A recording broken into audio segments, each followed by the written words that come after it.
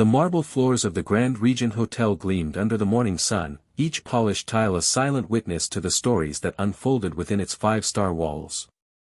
Business magnates came and went, celebrities passed through with flashes of cameras, and luxury whispered from every golden edge of its decor. But beneath the glittering surface moved invisible people, people like Elsa Vermeer. Elsa had worked as a cleaner in the hotel for 3 years. Every morning at 5:30, she tied her frizzy blonde curls into a neat bun, zipped up her worn-out uniform, and took the bus across the city to be at the staff entrance by 6. She didn't speak much, kept her head down, and did her work with quiet precision. Her English was passable, her Spanish better, and her Dutch, well, no one at the hotel ever knew she spoke Dutch. No one had ever asked. That morning, Elsa's life would change in exactly 11 seconds.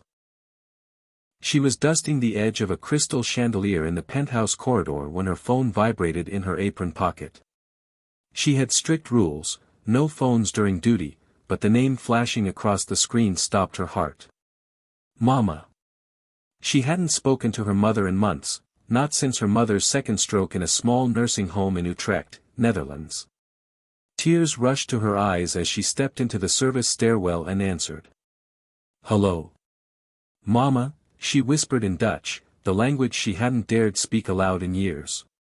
But just as she spoke, the stairwell door creaked open behind her. A tall man in a navy suit stepped inside, pausing mid-stride. His silver cufflinks gleamed, and the air around him practically crackled with wealth. It was Richard Hargrave, the reclusive tech billionaire who owned half the companies Elsa's colleagues gossiped about. He stopped. Turned. And for a moment, just listened. Elsa, caught off guard, stammered in Dutch, sorry, ik ben aan het werk. Ik moet gaan, sorry, I'm at work, I have to go. She ended the call quickly, mortified. Mr. Hargrave tilted his head. Dutch, he asked, to her complete shock. Ben je Netherlands? Are you Dutch? Elsa froze.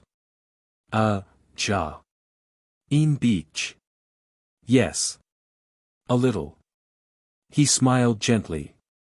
Interesting, he murmured, before stepping past her and disappearing into the hallway like mist. Elsa's cheeks burned with embarrassment. She expected a scolding, maybe even a warning from HR. Instead, what happened the next day made her question everything she thought she knew about her life. The following morning, Elsa arrived at the hotel like usual. But this time, the front desk receptionist flagged her down with a curious look.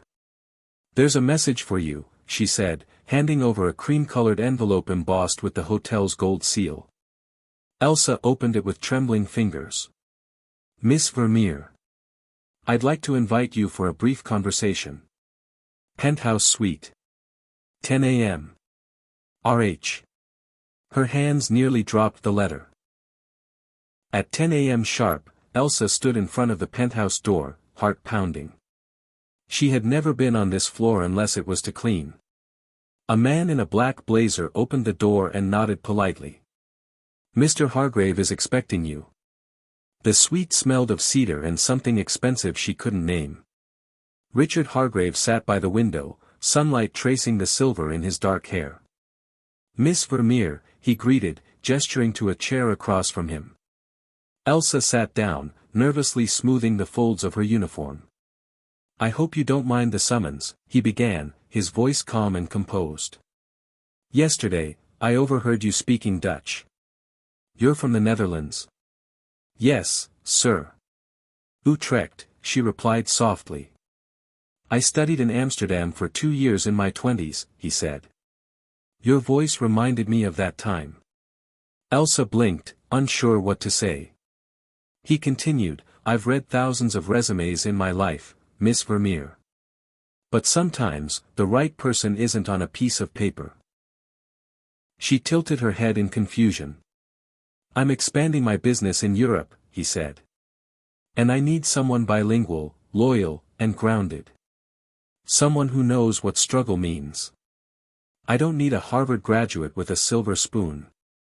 I need someone like you. Her breath caught in her throat. "I'd like to offer you a position, starting as a personal assistant on my European project.